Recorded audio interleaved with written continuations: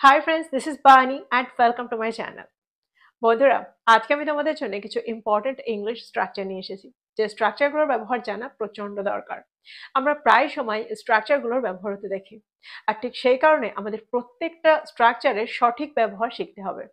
দেখো, প্রত্যেকটা স্ট্রাকচারকে আমি এক্সাম্পলের মধ্যে দিয়ে তোমাদেরকে বুঝিয়ে দেওয়ার চেষ্টা করব সেন্টেন্সে আমরা ঠিক এগুলোকে কিভাবে ব্যবহার করতে পারি। তো তোমরা বুঝতেই পারছো আজকের ভিডিওটা কতটা ইম্পর্টেন্ট। তোমরা কোথাও যাবে না, আমার সাথে ভিডিওটা একদম শেষ পর্যন্ত থাকবে। যা চ্যানেলে নতুন অর্থাৎ প্রথম আমার ভিডিও দেখছো তারা প্লিজ চ্যানেলটাকে সাবস্ক্রাইব করে নিও, তাহলে যখনই আমি ভিডিও আপলোড করব তোমরা নোটিফিকেশন পেয়ে যাবে। তো আর দেরি না করে চলো শুরু করা যাক আজকের ভিডিও। সবার আগে আমরা যেটা দেখবো সেটা হলো pretend to. Pretend to be something বা প্রিটেন্ড টু সামথিং এর অর্থ হলো কোনো কিছু করার ভান করা বা কোনো কোনো কিছু সেজে থাকার ভান করা। এরকম অর্থে আমরা সেন্টেন্সে প্রিটেন্ড টু কে ব্যবহার করে থাকি। এক্সাম্পল দেখো, সে স্কুলে যাওয়া এড়াতে অসুস্থ হওয়ার ভান করেছিল। He pretends to be sick to avoid going to school. He pretends to be sick to avoid going to school. সে ব্যস্ত থাকার ভান করে কিন্তু সে নয়, অর্থাৎ সে ব্যস্ত থাকার ভান করে মাত্র, কিন্তু আসলে সে ব্যস্ত নয়। সেটা কি হবে? She pretends to be busy but she is not. She pretends to be busy but she is not. এবার যদি আমি বলি সে আমাকে না দেখার ভান করেছিল, তাহলে সেন্টেন্সটা কি হবে? দেখো, এই সেন্টেন্সটা কিন্তু পাস্ট টেন্সে রয়েছে, আর ঠিক সেই কারণে আমরা প্রিটেন্ডের জায়গায় প্রিটেন্ডেড এর ব্যবহার করব। তো সেন্টেন্সটা কি হবে? She pretended not to see me. She pretended not to see me. যখন সেন্টেন্সটা নেগেটিভ সেন্টেন্স হবে তখন আমরা নট কে প্রিটেন্ড আর টু এর মাঝখানে ব্যবহার করব। That means pretend not to something. তো সে আমাকে না দেখার ভান করেছিল। She pretended not to see me. আমার মনে হয় এবার তোমরা বুঝতে পারলে সেন্টেন্সে আমরা প্রিটেন্ড টু কে ঠিক কিভাবে ব্যবহার করতে পারি। এবার আমরা দেখব পরের স্ট্রাকচারটা। পরের স্ট্রাকচারটা হলো happen to. Happen to.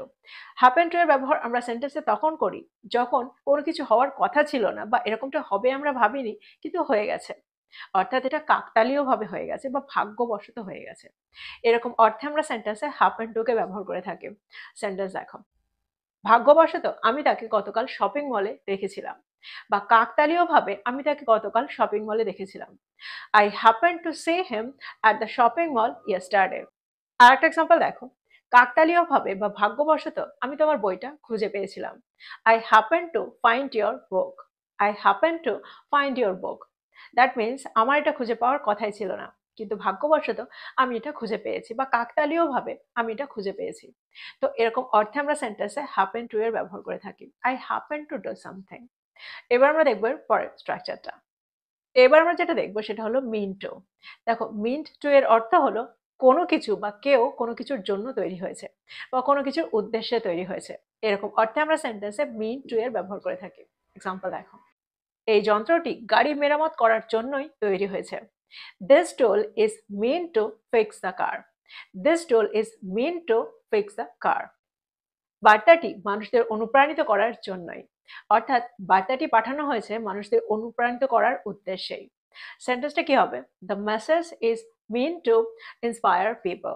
The message is mean to inspire people. আরেকটা এক্সাম্পল দেখো, এই নিয়মটা আমাদের রক্ষা করার জন্যই, অর্থাৎ এই নিয়মটা তৈরি হয়েছে আমাদের রক্ষা করার উদ্দেশ্যে। সেন্টেন্সটা কি হবে?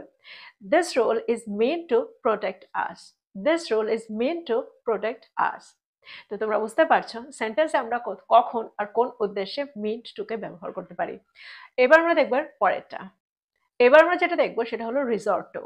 দেখো, রিসর্ট টু এর ব্যবহার আমরা তখন করি যখন আমরা বোঝাতে চাইবো কোনো কিছুর সাহারা নেওয়া বা কোনো কিছুর অবলম্বন নেওয়া। আমরা সমস্যায় পড়ে বা কোনো কঠিন পরিস্থিতিতে পড়ে কোনো কিছুর অবলম্বন নিয়ে ফেলি, কোনো কিছুর সাহারা নিয়ে ফেলি। আমাদের সাহায্য চাওয়ার অবলম্বন নিতে হয়েছিল যখন আমরা হারিয়ে গিয়েছিলাম। We had to resort to asking for help when we got lost. We had to resort to asking for help when we got lost.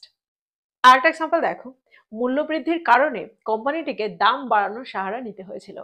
সেন্টেন্সটা কি হবে? The company had to resort to raising prices due to inflation. তো এই সেন্টেন্সটার মধ্যে দিয়ে তোমরা বুঝতে পারছো সেন্টেন্সে আমরা কোন অর্থে রিসর্ট টু কে ব্যবহার করে থাকি। রিসর্ট টু এটার অর্থ হলো কোনো কিছু অবলম্বন নেওয়া বা কোনো কিছু সাহারা নেওয়া। এরকম উদ্দেশ্যে আমরা সেন্টেন্স, এরকম অর্থে আমরা সেন্টেন্সের স্ট্রাকচারটা ব্যবহার করে থাকি। এবার আমরা দেখবো এর পরেরটা। এবার আমরা যেটা দেখবো সেটা হলো অ্যাপিয়ার টু। দেখো, অ্যাপিয়ার টু এর অর্থ হলো দেখে মনে হচ্ছে বা দেখে এরকমটা মনে হচ্ছে, দেখাচ্ছে। এরকম অর্থে আমরা সেন্টেন্সে অ্যাপিয়ার টু এর ব্যবহার করে থাকি। এক্সাম্পল দেখো, দীর্ঘ যাত্রাটার পর তাকে ক্লান্ত দেখাচ্ছে। She appears to be tired after the long journey. She appears to be tired after the long journey. আরো একটা এক্সাম্পল দেখো, তারা নতুন প্রস্তাবটিতে আগ্রহী বলে মনে হচ্ছে। বা আমরা এটাও বলতে পারি তারা নতুন প্রস্তাবটিতে আগ্রহী দেখাচ্ছে। They appear to be interested in the new proposal. They appear to be interested in the new proposal. তো তোমরা বুঝতে পারছো appear to be কে আমরা সেন্টেন্সে কিভাবে ব্যবহার করে থাকি, appear to কে আমরা সেন্টেন্সে কিভাবে ব্যবহার করে থাকি। এবার আমরা যেটা দেখবো সেটা হলো looking forward two. Looking forward two, যার অর্থ হলো কোনো কিছুর জন্য অধীর আগ্রহে অপেক্ষা করে থাকা। আমি এটার জন্য অধীর আগ্রহে অপেক্ষা করে আছি। তো এরকম অর্থে আমরা সেন্টেন্সে এই স্ট্রাকচারটা ব্যবহার করে থাকি। এক্সাম্পল দেখো, তারা নতুন সিনেমাটির জন্য অধীর আগ্রহে অপেক্ষা করে আছে। They are looking forward to the new movie. They are looking forward to the new movie. আরেকটা এক্সাম্পল দেখো, আমি নতুন বইটা পড়ার জন্য অধীর আগ্রহে অপেক্ষা করে আছি। I'm looking forward to reading the new book. I'm looking forward to reading the new book. এবার আমরা যেটা দেখবো সেটা হলো ইন্টেন্ট টু। দেখো, ইন্টেন্ট টু এর অর্থ হলো মনস্থ করা বা ইচ্ছা রাখা। আমি এটা করার মনস্থ করেছি বা আমার ইচ্ছা আছে যে আমি এটা করব। সেন্টেন্স দেখো, আমি আগামীকালের মধ্যে প্রকল্পটি শেষ করার মনস্থ করেছি।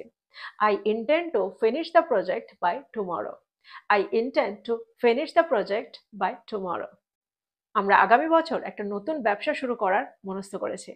সেন্টেন্সটা কি হবে? We intend to start a new business next year. We intend to start a new business next year. তো তোমরা বুঝতে পারছো ইন্টেন্ট টুকে আমরা কত সহজে ব্যবহার করতে পারি, ঠিক কোন অর্থে ব্যবহার করতে পারি। যখন আমাদের বোঝাতে হবে যে কোনো কিছু করার ইচ্ছা আছে বা আমি মনস্থ করেছি যে এটা করব, সেরকম অর্থে আমরা সেন্টেন্সে ইন্টেন্ট টু এর ব্যবহার করে থাকি। এবার আমরা দেখব পরেরটা। পরেরটা হলো টেন টু। দেখো, আমরা প্রায়ই এই স্ট্রাকচারটা ব্যবহার হতে শুনি, টেন টু সামথিং। দেখো, টেন টু এর অর্থ হলো কোনো কিছু করার প্রবণতা থাকা বা সাধারণত এটাই করে থাকি। আমরা প্রায় বলে থাকি মানুষ সাধারণত এটাই করে থাকে। আমার প্রতিদিন সকালে তাড়াতাড়ি ওঠার প্রবণতা থাকে, অর্থাৎ সাধারণত আমার উদ্দেশ্য থাকে আমি প্রতিদিন সকালে তাড়াতাড়ি উঠবো। সেন্টেন্সটা কি হবে? I tend two wake up early every morning. I tend two wake up early every morning. আমাদের বাড়িতেই সকালের খাবার খাওয়ার প্রবণতা থাকে। We tend to have breakfast at home. We tend to have breakfast at home. পরের সেন্টেন্সটা দেখো, মানুষের ঝুঁকিপূর্ণ পরিস্থিতি এড়িয়ে চলার প্রবণতা থাকে, অর্থাৎ সাধারণত মানুষের উদ্দেশ্য থাকে ঝুঁকিপূর্ণ পরিস্থিতি এড়িয়ে চলার। People tend to avoid risky situations. People tend to avoid risky situations. তো তোমরা বুঝতে পারছো tend to কে আমরা ঠিক কোন অর্থে ব্যবহার করছি। এবার আমরা যেটা দেখবো সেটা হলো lead to. Lead to something এর অর্থ হলো কোনো কিছুর দিকে পরিচালনা করা বা কোনো কিছুর দিকে নিয়ে যাওয়া। ফর এক্সাম্পল, তার কঠোর পরিশ্রম সাফল্যের দিকে নিয়ে যাবে। His hard work will lead to success. His hard work will lead to success. আরেকটা এক্সাম্পল দেখো, একটা ভালো শিক্ষা সফল ক্যারিয়ারের দিকে নিয়ে যেতে পারে। A good education can lead to a successful career. A good education can lead to a successful career. এবার আমরা যেটা দেখবো সেটা হলো endeavor to, যার অর্থ হলো কঠোর চেষ্টা করা। দেখো, আমরা চেষ্টা করা বোঝাতে ট্রাই এর ব্যবহার করে থাকি, তো এখানে তো আমরা ট্রাই টু এর ব্যবহারও করতে পারি। তো এখানে আমরা endeavor to এর ব্যবহার কেন করছি? দেখো, এটা ইন্টেন্সিটির ওপর নির্ভর করে, অর্থাৎ কতটা চেষ্টা করছি, কতটা কঠোর চেষ্টা করছি। শুধু চেষ্টা করার অর্থে আমরা ট্রাই টু সামথিং এর ব্যবহার করে থাকি, কিন্তু যখন সেন্টেন্সে এন্ডেভর টু এর ব্যবহার করব তখন আমরা বোঝাতে চাইবো প্রচন্ড চেষ্টা করা বা কঠোর চেষ্টা করা। সেন্টেন্স এখন, আমি সময় মতো প্রকল্পটি শেষ করার কঠোর চেষ্টা করব। I will endeavor to complete the project on time. I will endeavor to complete the project on time. তিনি সমস্যাটির একটা সমাধান খুঁজে বার করার জন্য কঠোর চেষ্টা করেছিলেন। He endeavored to find a solution to the problem. He endeavored to find a solution to the problem. তো তোমরা বুঝতে পারছো সেন্টেন্সে আমরা স্ট্রাকচারটাকে কত সহজে ব্যবহার করতে পারি আর কোন অর্থে ব্যবহার করতে পারি। তো এই ছিল কিছু ইম্পর্টেন্ট স্ট্রাকচার। আমার মনে হয় প্রত্যেকটাকে তোমরা বুঝতে পেরেছো, প্রত্যেকটাকে নোট ডাউন করো। এগুলো কিন্তু খুবই ইউজফুল, আর এগুলো দিয়ে প্রচুর সেন্টেন্স তৈরি করে সেগুলোকে ব্যবহার করো। যত তোমরা এগুলোকে ব্যবহার করবে তত তাড়াতাড়ি তোমরা এগুলোর সাথে সরগর হয়ে যাবে। তো এই ছিল আজকের টপিক, এই ছিল আজকের ভিডিও। ভিডিওটা ভালো লাগলে লাইক করতে ভুলে যেও না, বন্ধুদেরকে শেয়ার করো যারা ইংরেজি শিখছে। So this is all about today. I will be back with another video. Till then, take care. Thank you for watching this video. Bye bye.